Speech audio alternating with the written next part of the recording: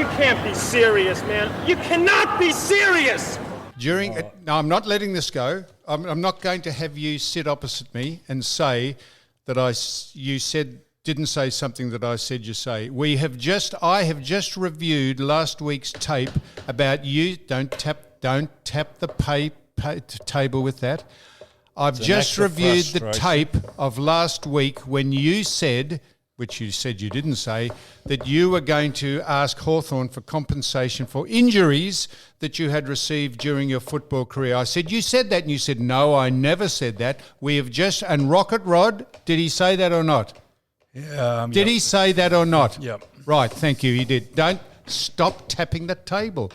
Now, moving on, we've got not a special guest, they're all special, but we've got a man who was his craft was riding motorbikes. And if you want a better example of motorsport today, the preeminent motorsport in the world today is probably MotoGP, and then probably superbikes, and then the rest, all the other cars, the F1s, the NASCAR and IndyCar, all follow. If you want to see people with big gonads ride bikes and do it properly, this man excelled when he did it, and he now runs a very successful motorbike enterprise, and his name is Mick Hone, and Mick Hone Motorcycles. So welcome, Mick, to You Cannot Be Serious. Thank you, Sam. Now, Mick, when you, because this is what we try and do, we try and get across most of the people's CVs when we ask them to come on. There's not a lot of information about your great career riding motorbikes. I want you to tell us, seeing as you can be our Wikipedia. You started, I think, in 1969 when you were a child riding Yamaha 125 bikes. That's what it tells us. And after that, you got into riding competitively. What is your CV as far as riding bikes go? Well, I did start in 69. I was still at high school, and I love motorbikes. My dad rode a bike. My brother rode bikes, so it was in the family. And I just progressed each year, a bigger and faster bike, and eventually rode 500 Grand Prix bikes and super bikes, but you know, 500 the 500 ones that are now the preeminent motorbike sport. Well, in those days they were 500 two-strokes, and I was lucky enough to buy one and raced it. Had a lot of fun. Got to see always following really good riders because I could see them in the distance. Yes, I think you're being self-deprecating, Mick. Yes, Mick. Yes, but go ahead. Well, I did have some success, but certainly not, like Mick Doohan or Wayne Gardner type success. But I really loved racing a motorbike. I've never done anything that's as exciting. I wouldn't wonder. I mean, some people say, those guys have got death wishes, but that's not what I've ever seen. Most guys have practiced and grown and developed, and they're using skill. But it is extraordinary, Mick, and Don and I are probably not across this not as we should be, we're just not across it, but I've got very intrigued as to, I watch the MotoGP religiously. I think it's a fantastic franchise, and the pure racing, the MotoGP. To have people come down on two wheels in a straight and reach speeds of 230 miles an hour, it just is beyond comprehension how you can say that is not death-defying. Well, at that speed, it's all relative. Those guys go that fast a lot, and they're used to it. And when you're on the bikes, they're all doing the same speed. So, and your point, Mick. Yeah. Well, it doesn't seem like you're going that fast. No, but mate, you've only just got something's got to happen. You've got to come off like Morbidelli did the other day. And that bike went across in front of Valentino Rossi by a hair's breadth, would have just taken his head off. That you live with that almost every day, don't you? Every race. No, I've never seen anything like that before. Yeah. I mean, I watched it, and what happened. Things like similar, but not as dramatic, and that was captured on so many different angles and analysed, But he came off the bike at nearly 200 miles an hour, didn't he, or not? Yeah, two of them did. Yeah.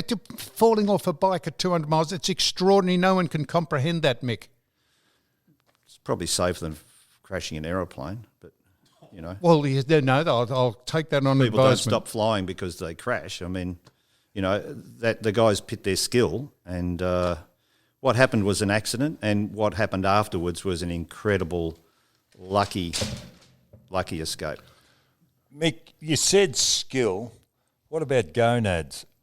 Now, where does that come into the sport? There's a lot of sports that require a little bit of daring and you're really on the edge. And sometimes people reach that and they can't go any further. Some jockeys are held back. They have it early. I'm talking about guts. You're talking about skill, but there's got to be a lot of guts in it. And do riders reach a point where they say no more and they just don't take that gap, or they won't push themselves a little bit further? I don't know that you'd ever get that far if you weren't committed. Yeah, but guts, mate. Well, and you could play under 12s and not necessarily make the AFL. So there's a lot of guys ride bikes and never, you know, they do it and then stop. But guys that are good at it, the potential to earn a lot of money is pretty good. The fear factor comes in at different levels, though, doesn't it? Do you recognise that? I don't see the fear factor. I see that they've got the skill. I mean, those guys are different to normal people. They're like anybody that's extremely skilled at any sport or talent, whether it's music or football or painting. I mean, they've got a talent. Yes. And mere mortals, I mean, I can appreciate it because I've tried it and haven't been able to do it as well, but mere mortals can't do what they do. No, because not balls. Because they have skill. no fear. You could not possibly convince me, Mick. I know you're trying to, and I will end up bowing to you because you're the expert. You could not possibly convince me that they just don't have a fear factor like any. You just said they're not normal like any other person. It is extraordinary. They're comparable to big wave surf riders who ride 100-foot waves, which probably put that in the class of MotoGP riders. Mick. I think they've got respect. Respect for their own mortality. It's not like I'm going to do this or I'm going to die. It's not one of those things. When you've got the skill, they can do things. I mean, I watched Casey Stoner do stuff. Yes. I've watched Mick do. I mean, you know, we've been very lucky in Australia that we have Kevin McGee, many more successful motorbike racers than we should at all levels. And you know, because of the population, you mean? Well, we've only got 20 million, and we bat way above our rate. I mean, last week in Austria, there's 2 Australians racing in the GP. Both of them finished on the podium. Like Jack Miller. Jack Miller was on the podium, and Remy Gardner finished on the podium. Why is that? Gardner. Why are Australians good at it? Is it the fact that they do a lot of sport or bikes are available when they're younger and they progress that way? Pretty well. I see it that in Australia, we've got people that are participants rather than spectators. If you want to do something, you can do it in Australia.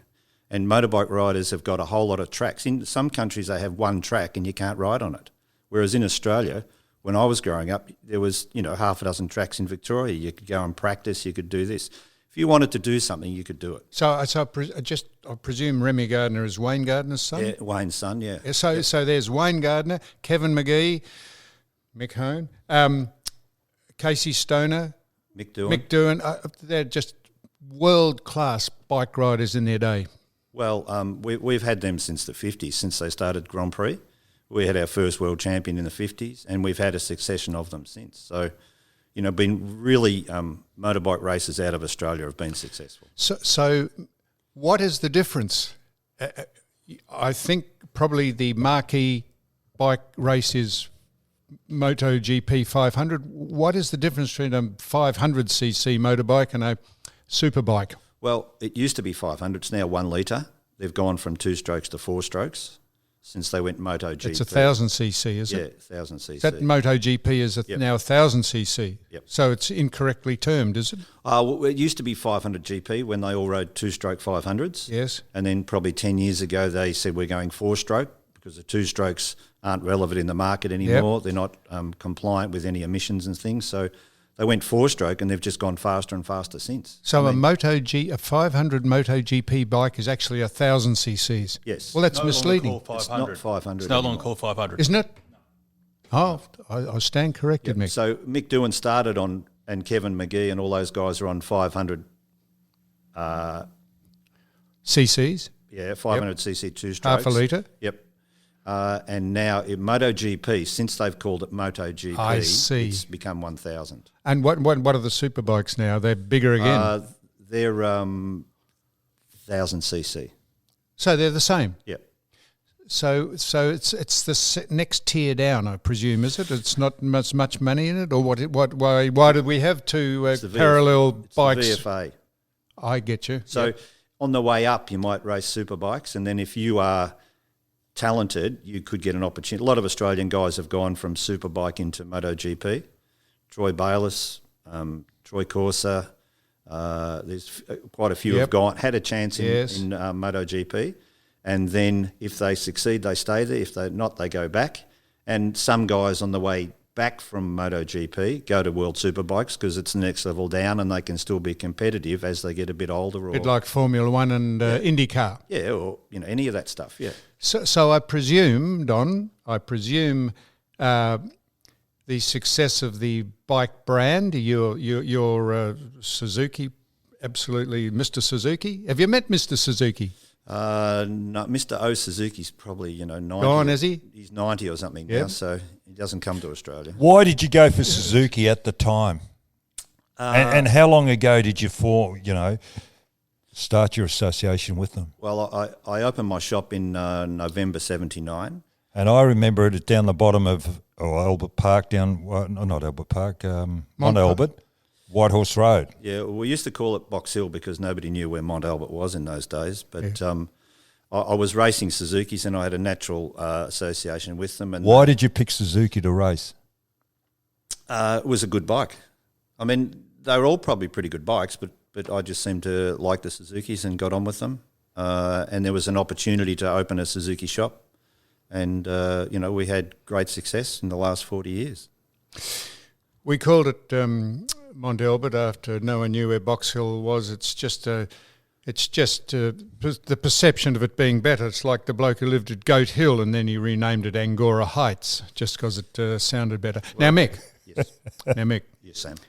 So the success, this is not revolutionary, this statement, but the success of the bikes obviously translates into market sales around the world. There's a hell of a lot of bikes sold on a yearly basis around the world, millions of them.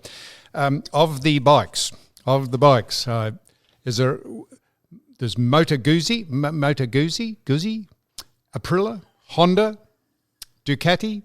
Is KTM and Kawasaki the same, or No. what's KTM? KTM's an Austrian brand and they're going very well. And Yamaha.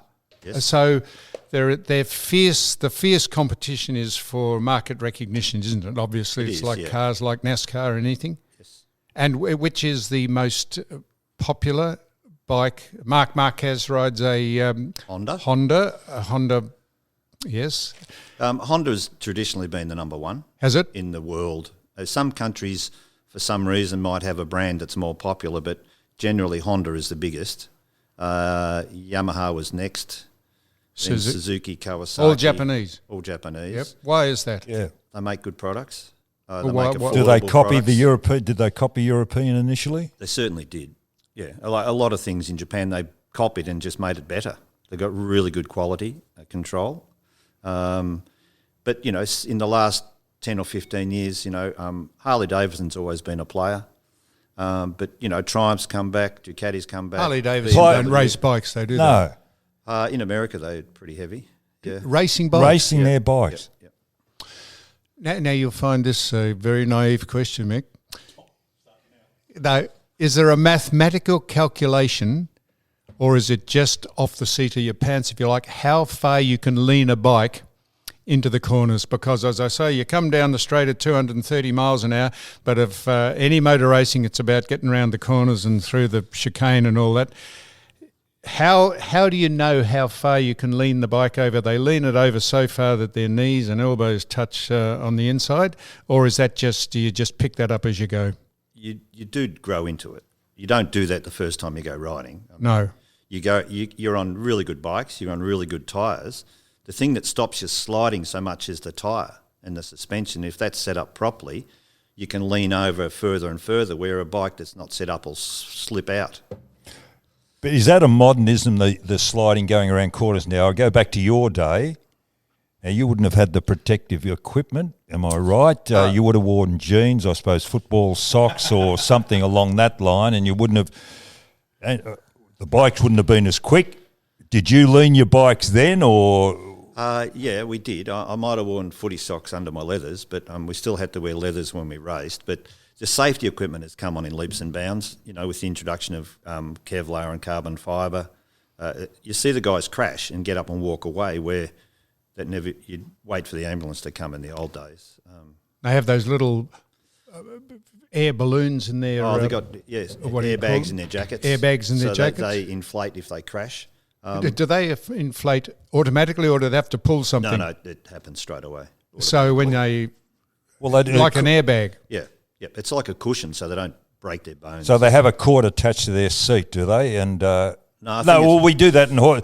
The reason I ask that is it's done in horse riding eventing. They have these vests that are attached, a cord, come off, it inflates straight away. Yeah, it's done from within the suit. So it inflates from within. Yes, but how does it impact? It's just like an airbag. Something sets it off. Some impact. So that's what keeps them pretty safe. But the speeds. I mean, they're just going faster and faster. What about what fascinates me is their knees. Do their knees actually touch the ground when they're going through those corners? And do they wear their suits out, or what have they got in the knees to protect them? They've got those pads. I just said. Well, they get but how knees. they've got to be. They're thick plastic pads that actually, when they lean over that far and put their knee down, it's like a stabiliser. Yes. It's a third wheel, and it's just when you're doing that, it's like you're resting on it, and that's as far. But as what's you can lean. what's there to not wear out? Hard plastic. And it doesn't wear. Oh, they're replaceable. You just held on with Velcro. So through the game, through the probably race? Wear a couple of sets out a weekend. In a race. In one race they'd let use one set, but practice and everything that they'd change. Qualifying. If they wear through, then you get into your leathers, but they just replace them. So, Mick, you said they're going faster and faster. Just what is the limit of a 1,000cc bike or a MotoGP bike? Where will it end? How can you possibly make an engine which is not battery driven, which is, thank heavens, it's just still a naturally aspirated engine, I think. What is the limit that you can make a bike go? What do you think? It's just extraordinary, isn't it? Well, at Phillip Island, I think now they're 335 k's down the straight, which is 200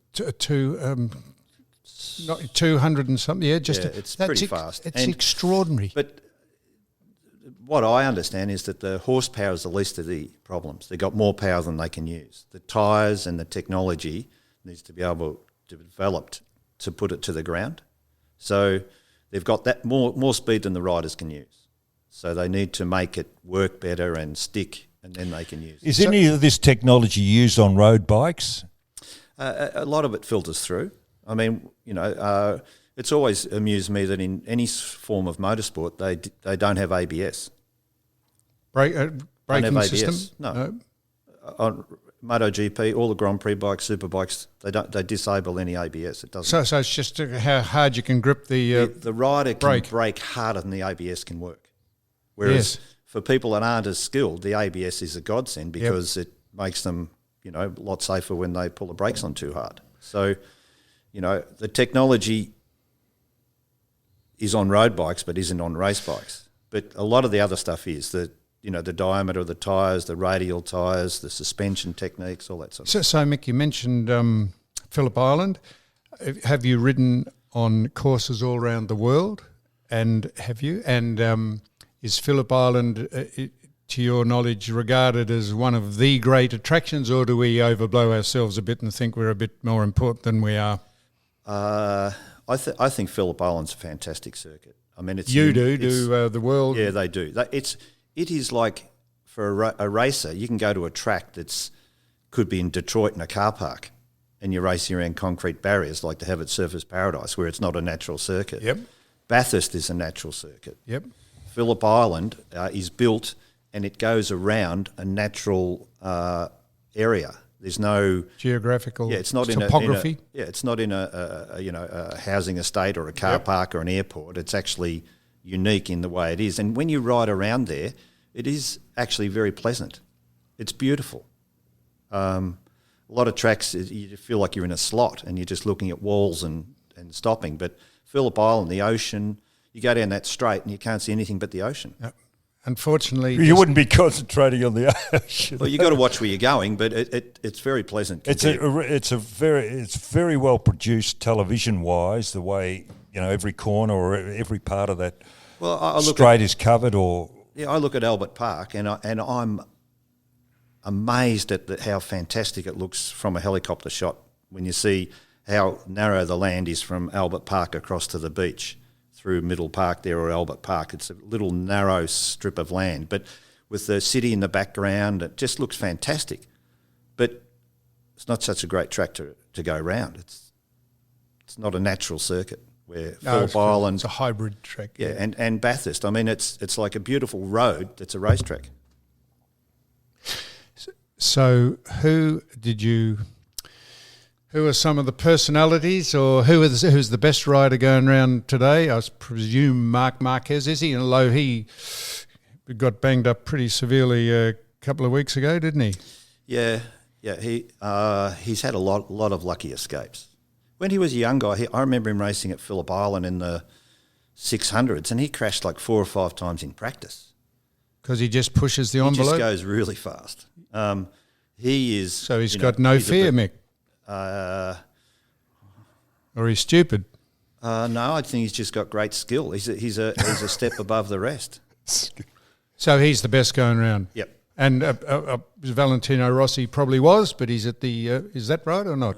It's like heavyweight champs. They're the best when they win the title. And they're not forever. They're not the best. No. Valentino's sensational. Like, so many sports would love to have a Valentino Rossi. Yep. Because he talks to people, he's promotable. Got a great name. Friendly, great name and a really good attitude. And what would at the height of his earning, what do the top bike riders, we were talking about on the last segment about sports people earning money, what is top rider promotion-wise? 100 million a year? It's extraordinary, isn't it? Who's the best, Mick, ever? Ever.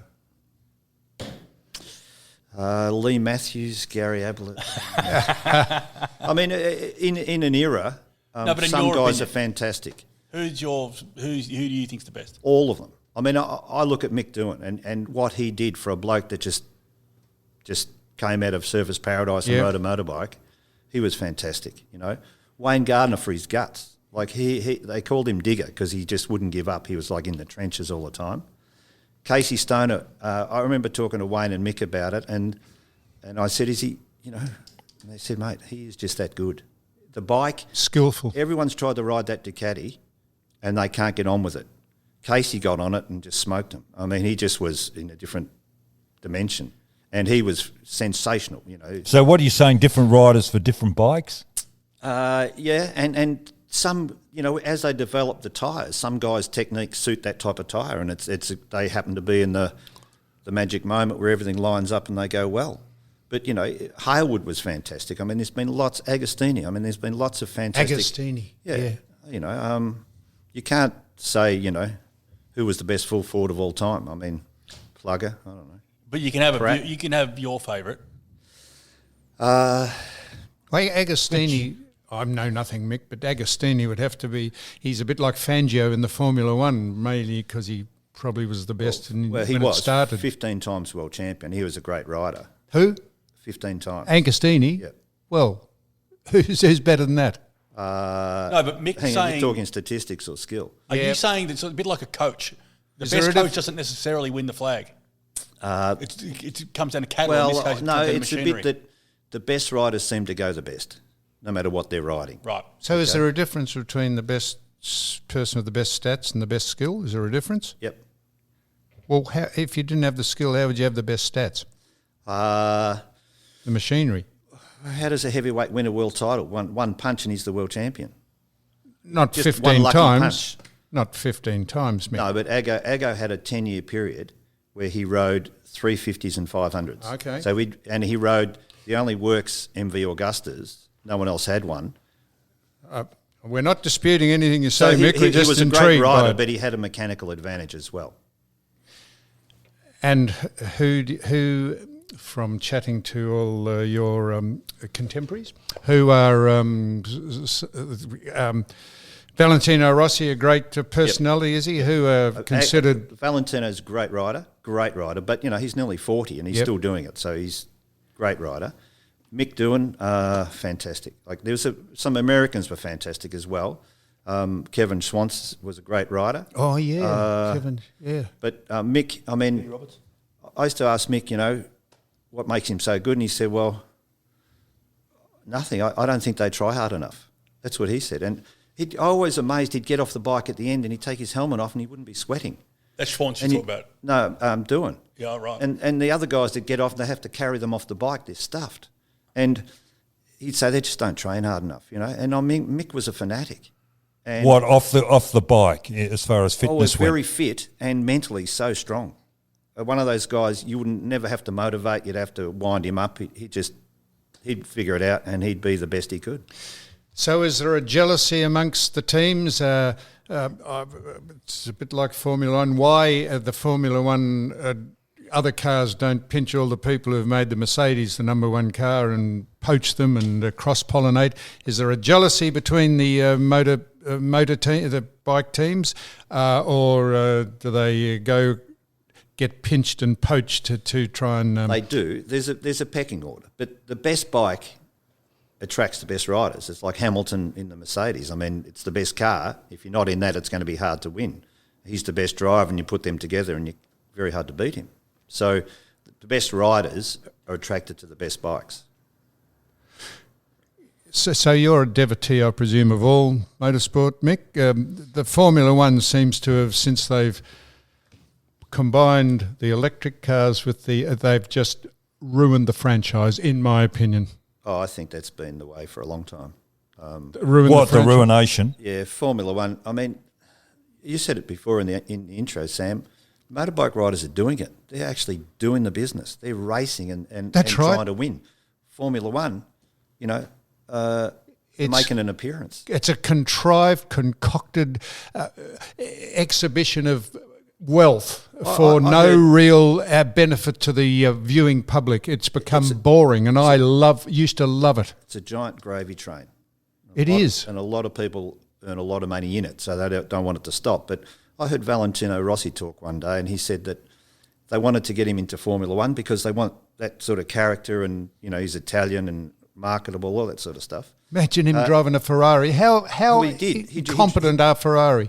He drove them, and he said there's just no passion in it. You've got to drive the car to a formula. You don't put in what you do. You can't go off the line. So has it gone downhill since Bernie Ecclestone got out of it? No, at least he tried to contrive the thing to make it interesting. Now it's just... Well, people talk about, the 50s and 60s when Jack Brabham was the man and the cars would move around and they'd drive and... Schumacher? Well, they started to get technology then with wings so that you couldn't go off the line. That's why they don't pass, because they get within 100 metres and it's unstable. That's right. And so they've got to back off. It's just sort of counterproductive, The last few MotoGPs, you'd see more action in one MotoGP than you see a season of F1, and that's the problem. They talk about passing in the pits being a highlight. They do too, Mick. They don't race on the track. They go into the pits if they come out 3 seconds quicker. So what would you do? What would you do to make it better? Take the wings off, make the tyres skinnier, so that they've actually got to drive them. Valentino said, if you go around the corner and they say you've got to do 200 k's around the corner, if you do 180, you'll slide off the track because unless you're doing 200, it doesn't suck it down hard enough that it grips. And he goes, well, they're telling me how to drive it. I want to be using my passion. That's with bikes. They do. There's a million ways to pass, and they find them. So in cars, there isn't. So Rod here alerted me to a video of Ayrton Senna Lewis Hamilton was asked to drive, or was given the opportunity to drive, Ayrton Senna's Formula One car, and he said it was just extraordinary. He said because I had to change gears, and when you consider that Ayrton Senna was driving it around Monaco, whatever you call it, he said he had to only hold the wheel with one hand and change gears with the other hand. He said we just hang onto the wheel and flip the gears with the flipper gears. There's a whole lot of things, that they virtually don't have a clutch anymore. They just they don't change with a button, and the computer generates all the matching of revs and speeds, so it's all smooth. So if you consider that any sport is really there for the fans, because if you don't have the interest in the fans, people don't go and buy all the merchandise and sell the cars. Why don't they try and address it to make it competitive? What did they put the batteries into the car to show how clever they are in the coming ages of electric-powered cars? Why did they do that? I don't know. I think it's like a battleship. It's just on a course and very hard to change. A lot of those people have got vested interests and they don't want to lose what they're making. Now, Mick, isn't that what? Sorry. No, go ahead. Isn't that what Formula One's always been though? And isn't that where cars are heading? They're all going to be hybrid soon, or electric. Don't they have an obligation to do that? That's where the technology filters down, surely. And haven't we been in these? I was saying to Sam, I was arguing with him that I remember in the 80s, like you had a period where Williams were the best, where you had Nelson Piquet and Mansell winning everything, and then you had the same thing with McLaren when you had Prost and Lauda. I mean, is it that different? Is it that we have one team dominating? The problem is we just don't have two competitive drivers at Mercedes-Benz where they're going at it. Do you know what I mean? Lewis is winning everything. Yeah, but I think part of the deal is that Lewis says, well, whoever there is, the driver in the team isn't going to beat me. Right. So the first thing is we don't get a guy that I think can beat me, and the second thing is that this guy always finishes behind me. I mean, and number one driver calls that. That's happened for the last forever. That happens with Schumacher and Barrichello. Is that's the same thing? There's lots where they say you can't pass him, and I mean sometimes the other guy does to prove the point, and he doesn't go too well after that. So Mick, you will probably anticipate that we're going to ask you this question, but we didn't get you in here, of course, to ask you this. But 2006 was an interesting year for you because you were sitting next to the great Peter Brock when he met his demise. Bit hard to know what to ask you about that, but for a start, why were you sitting next to him? Were you not a navigator? You a co-driver or just the navigator? I asked myself the same question. Why did he pick me? I've got no experience in navigation or whatever. I kept saying, well, why did he pick me? Well, you must have a rapport or a respect. I knew Peter for a long time. He assisted us a lot with racing bikes, sponsorship-wise and just advice-wise. Did he ride bikes? No, he wasn't a natural motorcyclist. No. But a lot of admiration for Peter, a lot of respect. He was a human being. He had some frailties, and some incredible strengths. But as a car driver, I mean, I raced a car for a little while. I sort of had an idea how it all worked from my bike racing career. But to get in the car with him was a real eye-opener. Just how precise and how it was just amazing how he could drive. What do you mean by that? Well, he'd correct the car before it slid. It was like a cat. He just had that ability to just balance the car and talk to you while he was doing it. So was this in the Targa or at the Targa races or on a racetrack? Well, I've been on a track with him a couple of times, just sitting in the passenger seat for hot laps. But we did Targa Tassie in March 2006, and that was like a week of going all over Tassie doing different things, and that was fantastic. Then we did a hill climb up at Lake Mountain, and then we went to Western Australia for Targa West, and he'd been away doing different things in England and came back, and it was just everything was going fantastically till we went off the track. So you were in a Daytona sports car? Daytona Coupe. Daytona Coupe, yep. And it says in the information that we look, it said that you were a co-driver. Were you ever a co-driver with him? Or they call it a co-driver because you're a driver and co-driver, but basically I was the navigator. But because Peter was in England at Goodwood, I drove it in the prologue, which is like a seeding lap thing. So they get some times and then they give you the starting order. But yeah, co-driver, navigator is the same thing. Well, you must have been pretty good to be able to drive or qualify the car. I thought I was fantastic until I got in the car with Peter, and then I realised, he was just in a different world. So I don't know if you were aware of this at the time, but Bev, I think his wife, partner, was she? Never married. No, that's right. He was his Ex-partner. His partner at that time. She said after it happened, after he lost his life, she said that he was jet lagged and had a poor attitude and should never have got in the car. Was that your understanding of it, or is that just? Hell hath no fury as a woman scorned. No, that was exactly my. That was exactly why I asked you that, because I you probably would have known what his state of mind was rather than someone who's looking on from the sidelines. Peter hadn't been with Bev for 18 months. They were separated, gone their own ways. Yep. He was very happy with Julie Bamford. Yes. He was just really happy and having a great time.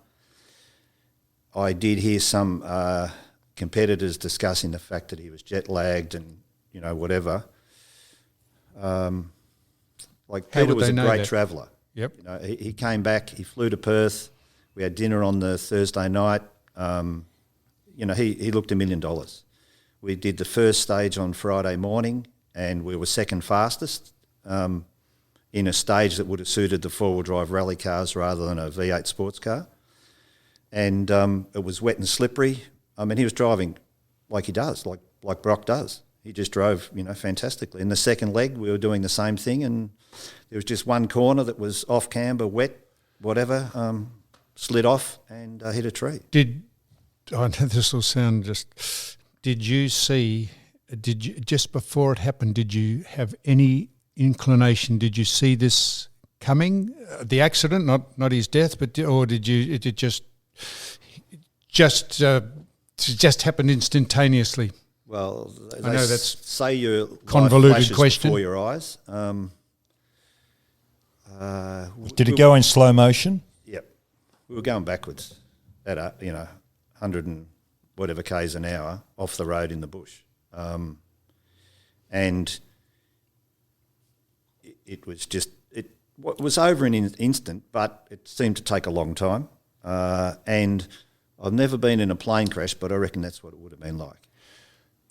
We hit the tree just as hard as So, I broke my pelvis and ribs and a whole lot of things, and I was on the other side of the car to the tree. So the integrity of the car with the roll cage and the way it's designed, the guy that made the car down in Mordialloc, I went and thanked him very much because, he did such a good job and I'm still here.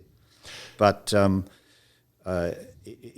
stuff just flew around in the car and windows smashed. I mean, it was just horrible. So when you realised that you were alive, when you gathered that you were still breathing, did you realise that he wasn't? Or did he die instantly? Yeah. So did you realise immediately that he wasn't living? Not straight away. I mean, I didn't assume anything. I was talking to him. I could see that he was not in a good way.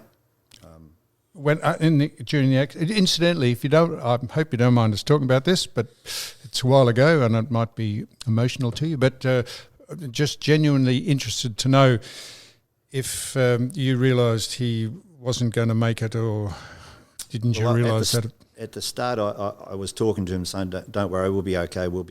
But he was bleeding profusely, and when I actually figured out, the dust settled, I could see that he was not long with us. He was probably gone.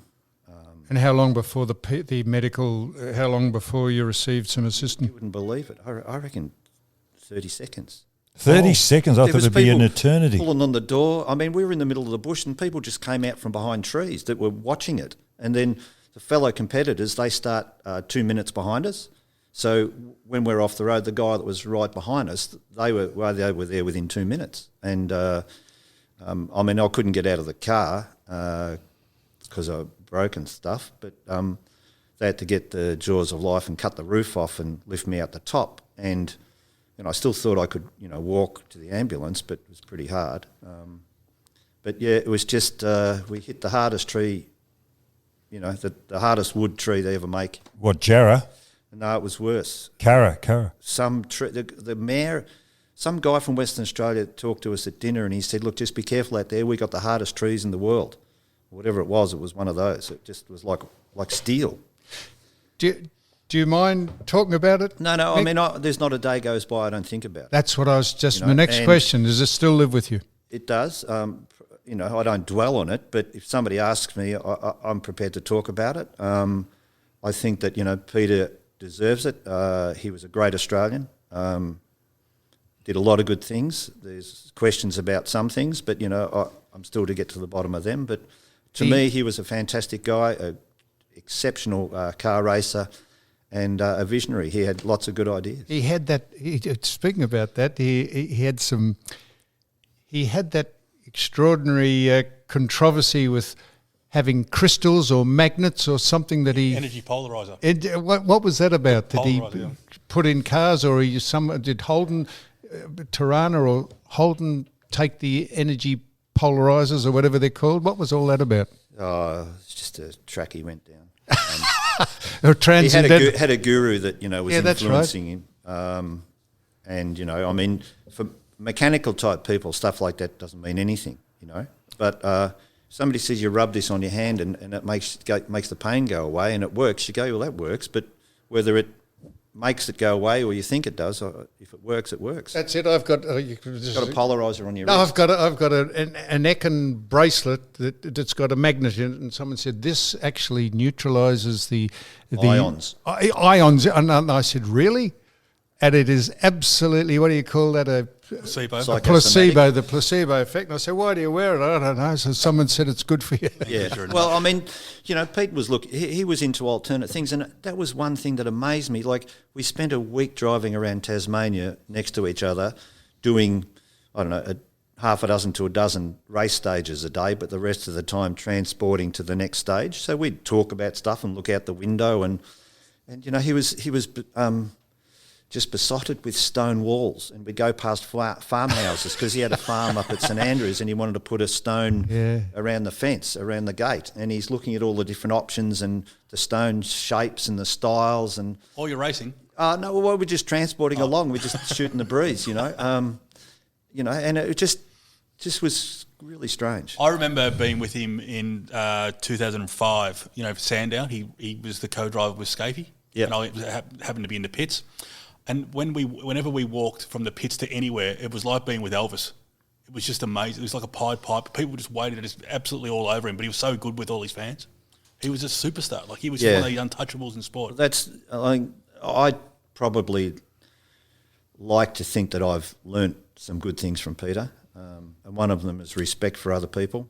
I remember laying in the ambulance going to the hospital at somewhere in Perth, going along, and I was just like in a state, and I'm just thinking of all the things I've done with Peter, and I'd been to Japan and raced at Mount Fuji when he was racing the Commodores over there, been to Bathurst with him a few times, all around different things. We've done half a dozen Australian safaris where he was driving a car and I was involved in the motorbikes, and I've seen him like in the middle of nowhere just talk to people, the middle, 500 k's out of Alice Springs, and they'd come and he'd sit there and he'd sign posters and talk to people until there was no one left.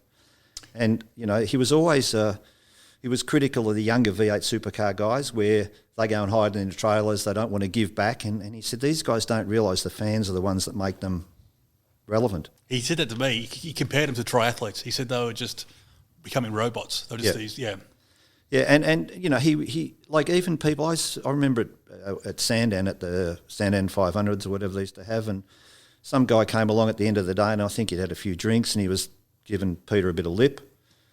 typical, yobbo type thing. And Brock, within 5 minutes, the bloke's his best mate, and they're talking about cars and diff ratios, and he just had that ability to communicate with people at all levels. So it'd be a Ford Holden thing, wouldn't he? Probably a Ford. The guy was a Ford guy, and I mean, I was really lucky one day. I do a bit of work with the AGPC, and one day, one GP, my job was to what's AGP? Australian Grand Prix Corporation. I do some promotional stuff for the Formula One and the MotoGP, and my job at F1 was to drive Brock and Moffat around for public appearances and autograph sessions, and they were doing the demos in the Tirana versus Ford promo thing. And just driving them around in a golf cart all day to different venues and meeting people, and they'd take them for autograph sessions, and people had come along, and just the emotion. Like, I remember one older guy came up with a really old magazine, and he gave it to Moffat, and he said, could you sign this, please, Mr. Moffat, and he was older than Moffat. And he said, I've never liked you, but I've always admired you. And just, between Peter and Moffat, they were very fierce competitors, but then there was a lot of respect as well. And they got on fantastically, it was great. I think you're underselling yourself a lot. What fascinates me, watching the European rallies, the Navigator, and obviously you with that, how much work do you do prior to the race in going around, studying the course? That's a good question, Don. But Well done, Don. some events, Taken an hour. you're not allowed to pre-run the course. You're not allowed to know what's coming. So what's the point? Well, you've got notes. That's the Navigator. Who gives you the notes? You buy them. People make them.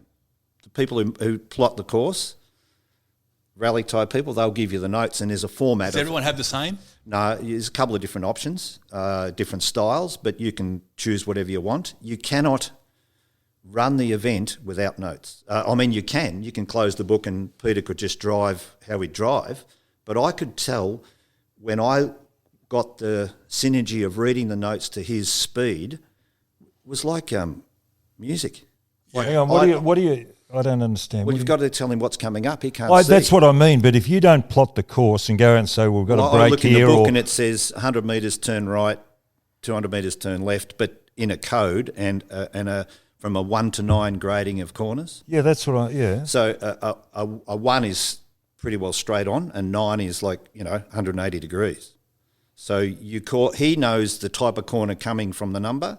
Yeah, I understand all of that, but gee, you're relying on someone else to give you this information. Well, they check it and they check it and they check it. They go through and make sure everything's right in the book. So is that the same in the rally, Yep. World Rally, the WRC. Peugeots, the WRCs? That's the same now. Same. You're not allowed to see the track. No, can't. That's extraordinary. And well done, Don. No one had realised that. Well, I always maintain, Brock would drive for, one stage might be 10 minutes, and then we'd have an hour of transport to the next one. And in the meantime, I've got a Hang on. Well, you said he drove for 10 minutes. in the event in the rally. There's a stage. 10-minute stage, Right. and then you reach the end of that stage, Yes. and then you go to another stage. And you got to travel a fair way, Don, for that stage. It doesn't continue. It's not, one stage doesn't necessarily link from the first. We could do 10 stages in a day that could be from 3Ks to 10Ks long, just different strips but of not road. necessarily, they wouldn't necessarily be connected. And So- So while he's driving along, he'd be sitting there looking out the window, and then I'm madly plotting where we've got to go, what time we've got to be there, how much fuel we've got. And by the end of the day, we go back to the hotel, and I was completely spent. So you don't do any stage more than once, so you don't build any familiarity with it. No, the guys that do the event every year would probably they might have 100 stages, and then one year they'll use 70, but they keep changing them. So they're not always the same stages. And some stages they run backwards next year, so you start at the finish and go that way. But I could tell a couple of stages, Brock got the notes from somebody else. And a couple of the stages that they were last year's notes, and the stages that they ran this year that were new, we didn't have notes for. So I haven't got any notes. He go, okay, I'll just drive it. And I could tell from how he drove, when it was right, it was just so much smoother. But when he could still drive fast by himself, but not as fast. And was he was he well compensated financially for his expertise in driving the Tiranas? And He was. Yeah, he enjoyed a good life. So hang on, can I just... So you got rally drivers, you got... they're all different. Brock wasn't the best rally driver, but in his field he was the best. Then you got Formula One. It doesn't go across, the ability doesn't go across a number of different facets? No. Like Peter was, a fantastic touring car driver.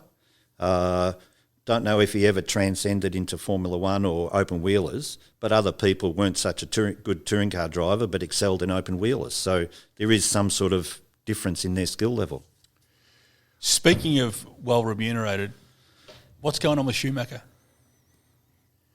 haven't they given him some no one has ever tried, have they, to do the life story of him? His family and his contacts just will not allow it, won't they? Well, I just think that, there's a lot of people would have made a living on that gravy train. And, if Michael Schumacher passed away, that gravy train pretty well stops and a lot of people get thrown off. And I saw Explain that. I don't understand what you're talking. Well, I saw that with Peter. That, like I can tell you, we were staying at the Burswood Casino in Perth. Yeah. The accident happened on Friday. I was in hospital until Saturday. I got out of hospital, and then I think we checked out of the hotel on Monday morning.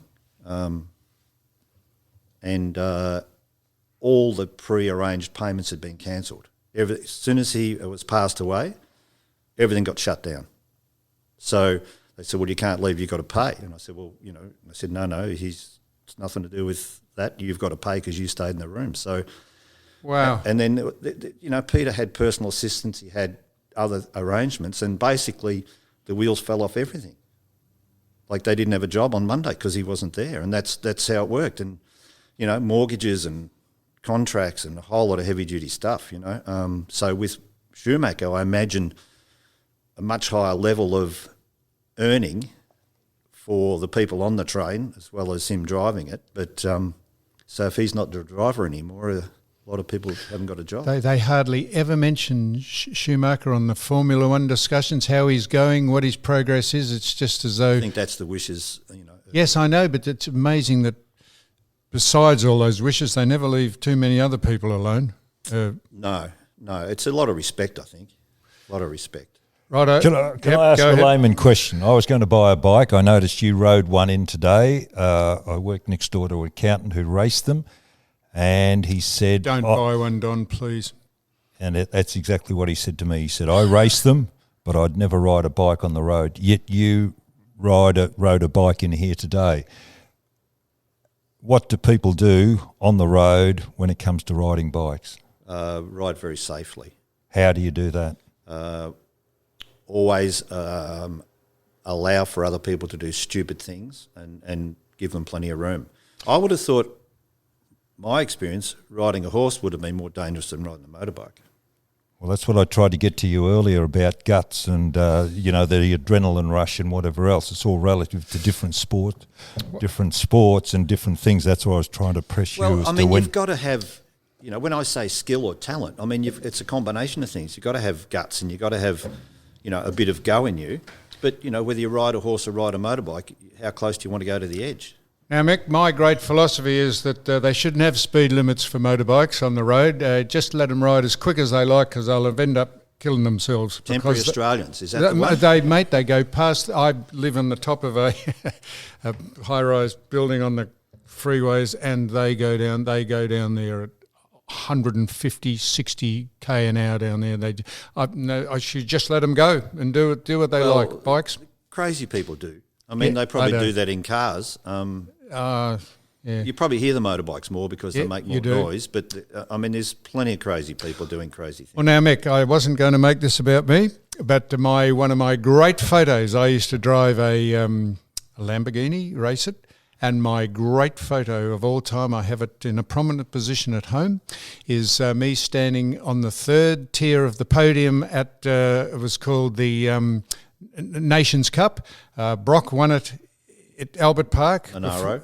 A Monaro, Darcy Russell in a Dodge Viper, and me in a Lamborghini standing on the third step as one of my all-time enduring photos of anyone I've been photographed with. So Mick Hone Motorcycles. I was there and I saw that, and I did speak to you because that was in your embryonic car racing Yes, days. that's right. When you say you thought you were a good driver until you got in with Brock, I thought I was a reasonable driver until I only had a very fast car, a Lamborghini, which made me beat all the other people behind me. That was the only reason. Anyway, as long as you have fun. That's what Mate, it's it about. was the most exhilarating and scary thing I've ever done. And if you want an adrenaline rush, I can understand what bikes would do to you. Don, never buy a motorbike. I've had two in my time, a Quacker 900 when I was in the 60s and then a Yamaha 650. So I've got a motorbike license, but I'm not sure. In fact, I rode your motorbike the other day. We went to the tennis in it when the tennis was going. Mick Hone. Scary. This has been a fascinating insight into bikes and you and the world of motorsport, and we thank you for coming in. Thanks very much. Don't